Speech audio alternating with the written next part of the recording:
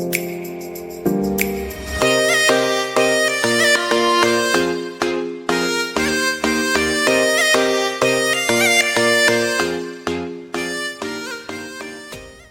साथियों, मैं बजरंग आप सभी का स्वागत करता हूं आपके अपने YouTube चैनल ITI एक्सपर्ट में।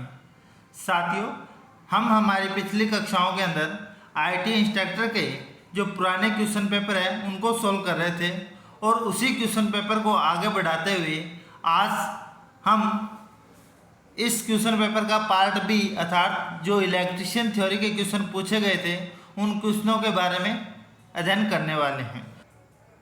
आज की क्लास का हमारा पहला प्रश्न है, वायु में एक दूसरे से 30 सेंटीमीटर दूरी पर रखे दो छोटे आवेशित गोलों पर क्रमशः 2 × 10⁻⁷ कूलाम तथा 3 × 10⁻⁷ कूलाम आवेश है, उनके बीच बल कितना होगा।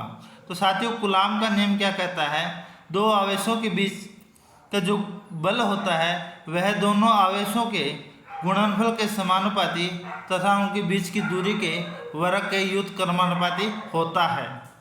और बल किस में होता है, न्यूटन में होता है।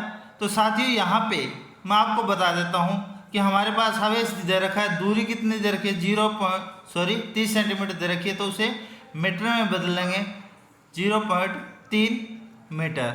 हमारे पास फॉर्मूला क्या है, जब समानुपाती का निशान हटाएंगे तो यहाँ पे हमारे पास स्थिरांक के रूप में क्या लग जाएगा, F बराबर K Q1 × Q2 बटे R²। यहाँ पे K क्या है, स्थिरांक है जिसका मान कितना है 9 × 10⁹। जब साथियों इसे हल करेंगे तो फॉर्मूला हमारे पास क्या है, पहले K का मान 9 × 10⁻9 गुणा में 2 × 10⁻⁷ गुणा में 3 × 10⁻⁷ हो जाएगा बटे, जब बात की जा रही है साथियों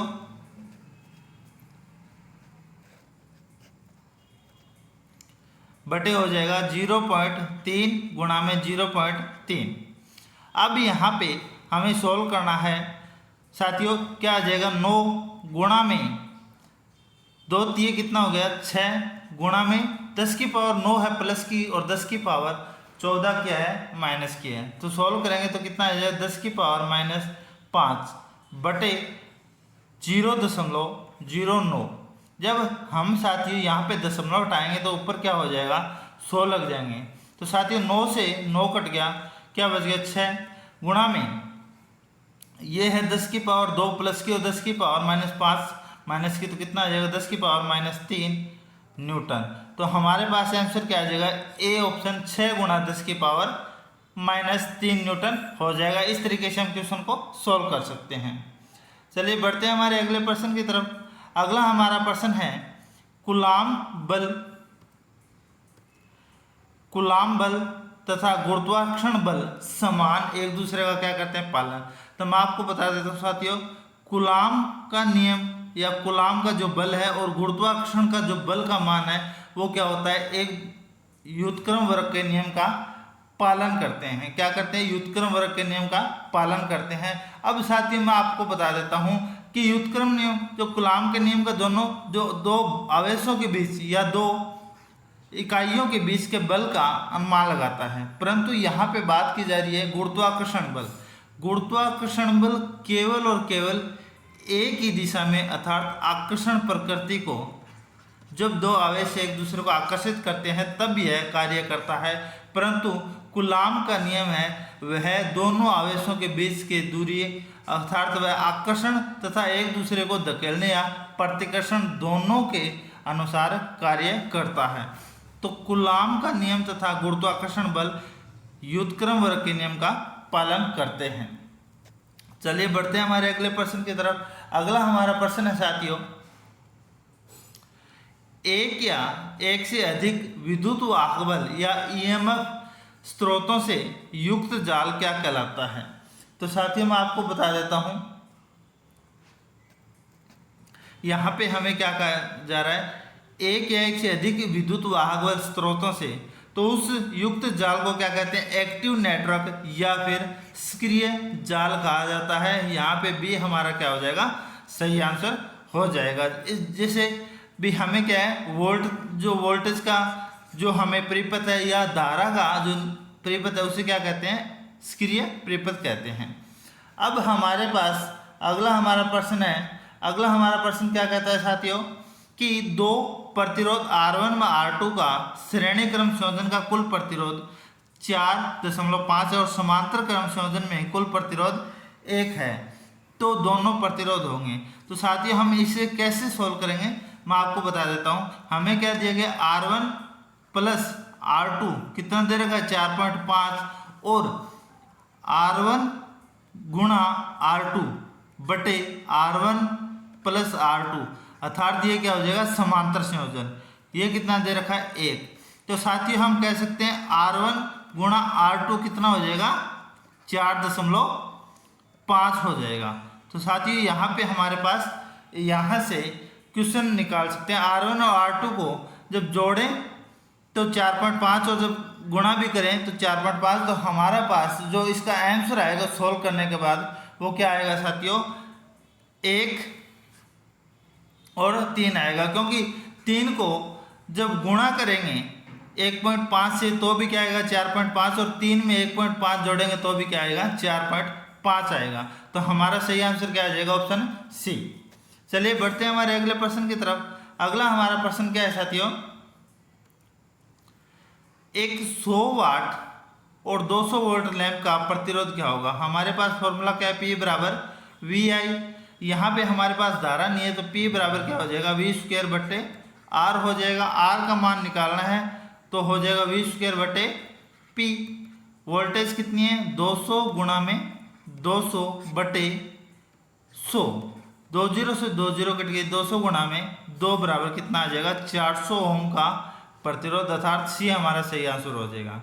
एक 100 वाट 200 वोल्ट लैंप का प्रतिरोध क्या हो जाएगा 400 ओम हो जाएगा। अगला हमारा प्रश्न है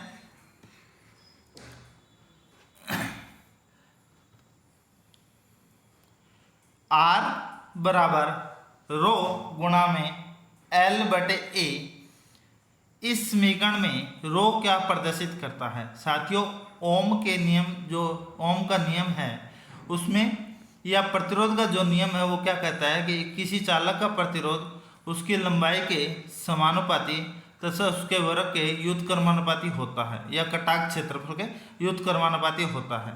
तो साथियों जब R का यहाँ पे समानुपाती का निशान हटाएंगे तो यहाँ पे क्या आ जाएगा चालक की प्रतिरोधकता।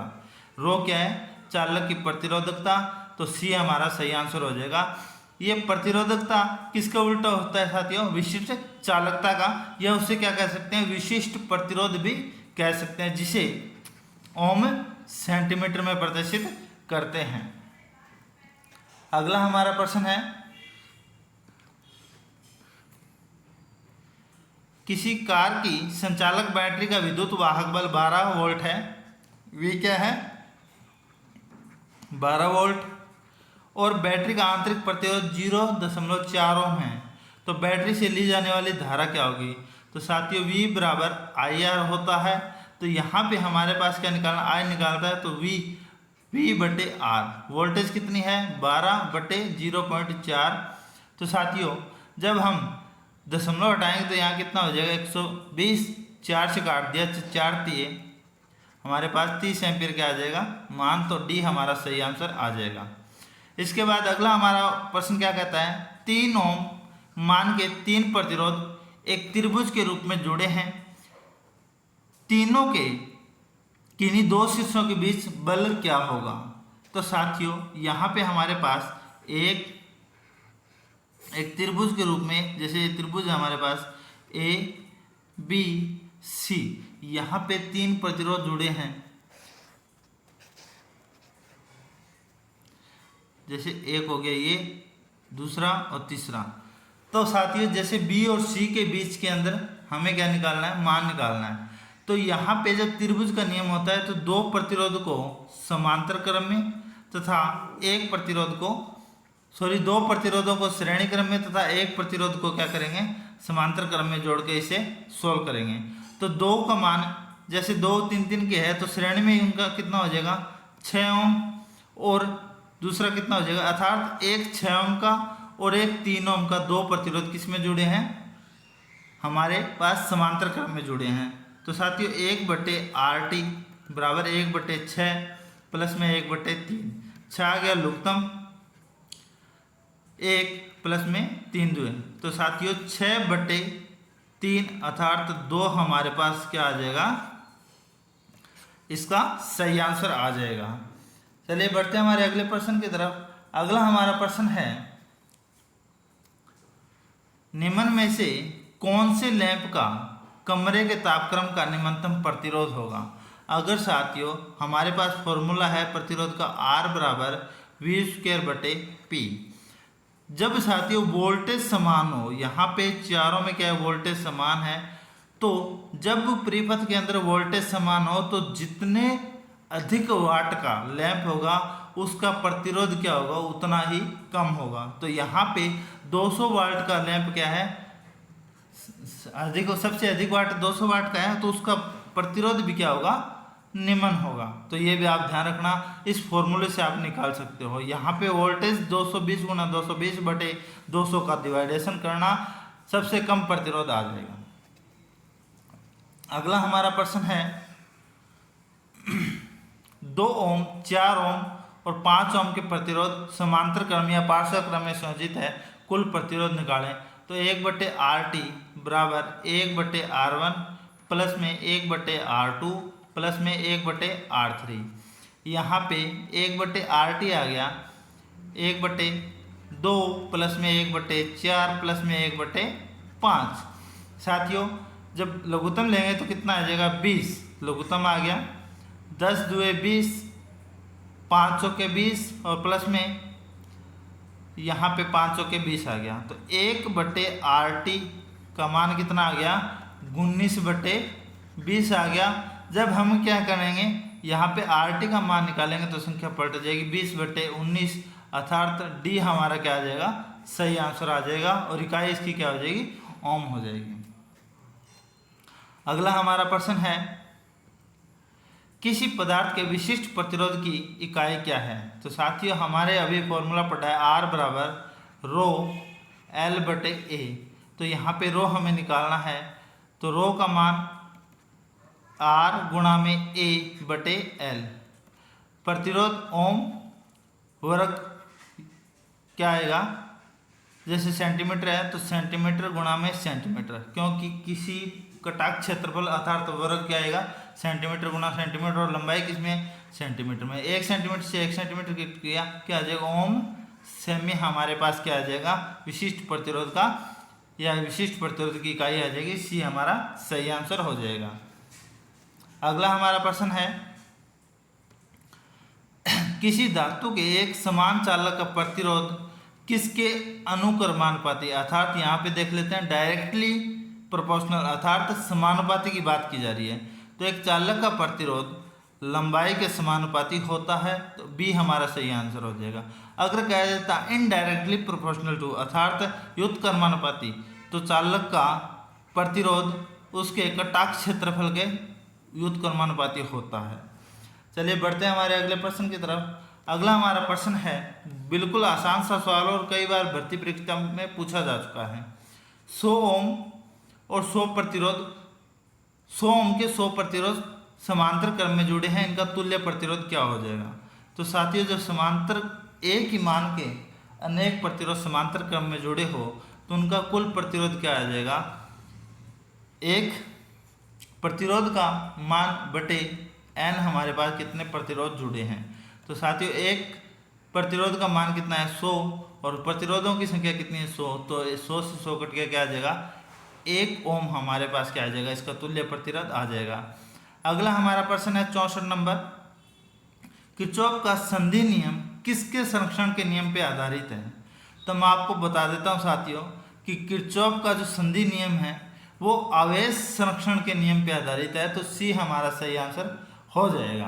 क्या हो जाएगा, सी हमारा सही आंसर हो जाएगा। अगला हमारा प्रश्न है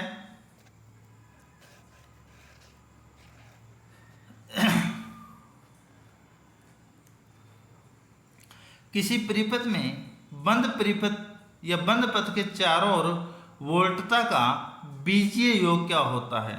साथियों, किसी परिपथ में बंद पथ के चारों ओर वोल्टता का बीजीय योग कितना होता है? जी होता है। इसे के किरचॉफ का वोल्टेज नियम भी कहते हैं।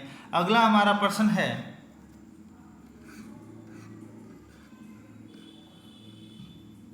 दिए हुए चित्र में किरचॉफ के धारा नियम के अनुसार धाराओं में संबंध बताइए। किरचॉफ का धारा नियम क्या कहता है? किसी भी बिंदु पर आने वाली धारा तथा जाने वाली धारा का बीजगणितीय योग कितना होता है? 0 होता है। तो साथियों, यहाँ पे आने वाली धारा कौन सी है? I2 प्लस में I3 भी आ रही है, प्लस में I4। जा कौन सी रही है? बराबर कौन सी होगी? I1 प्लस में I5। तो हमारे पास एक ही ऑप्शन है, कौन सा? I1 और I5, डी हमारा सही आंसर हो जाएगा। चलिए बढ़ते हैं हमारे अगले प्रश्न की तरफ। अगला हमारा प्रश्न क्या कहता है? एक चुंबकीय क्षेत्र में चारों तरफ विद्यमान होता है, अर्थात एक चुंबकीय क्षेत्र किसके चारों तरफ होता है? लोहे के, तांबे के, एल्यूमिनियम के। साथियों, लोहे, तांबा, एल्यूमिनियम किसी के तरफ चुंबकीय क्षेत्र नहीं होगा जब किसी चालक में विद्युत धारा का प्रवाह किया जाता है। वह चालक चाहे तांबा हो चाहे एल्यूमिनियम हो, अगर उसमें विद्युत धारा प्रवाहित की जाती है तो उसमें आवेश का, चलते हुए आवेश के कारण ही क्या होता है? चुंबकीय क्षेत्र उत्पन्न होता है। तो डी हमारा सही आंसर हो जाएगा। जब किसी चालक में आवेश का प्रवाह किया जाता है तो चुंबकीय क्षेत्र उत्पन्न होता है। अगला हमारा प्रश्न है, चुंबकीय संबंधी गाउस के नियमानुसार किसी बंद पृष्ठ में से गुजरने वाला कुल चुंबकीय फ्लक्स हमेशा होता है। तो साथियों, मैं आपको बता देता हूं कि चुंबकीय संबंधी जो गाउस के नियम के अनुसार किसी बंद पृष्ठ पर गुजरने वाला कुल चुंबकीय फ्लक्स क्या होता है? 0 होता है। क्या होता है? 0 होता है।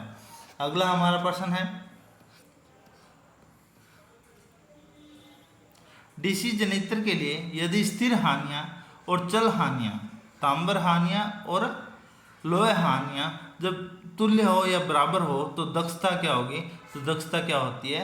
अधिकतम होती है। क्योंकि लोहे हानियां का मान और तांबर हानियों का मान बराबर हो तो दक्षता क्या होती है? अधिकतम होती है। डी हमारा सही आंसर हो जाएगा। आज की क्लास में हमने पढ़े हैं इलेक्ट्रीशियन थ्योरी के 20 महत्वपूर्ण प्रश्न जो कि कनिष्ठ अनुदेशक या आईटी इंस्ट्रक्टर भर्ती परीक्षा में पूछे जा चुके हैं। अगर आपको मेरी वीडियो पसंद आए तो मेरी वीडियो को लाइक और शेयर जरूर करें। आज के लिए इतना ही साथियों, धन्यवाद।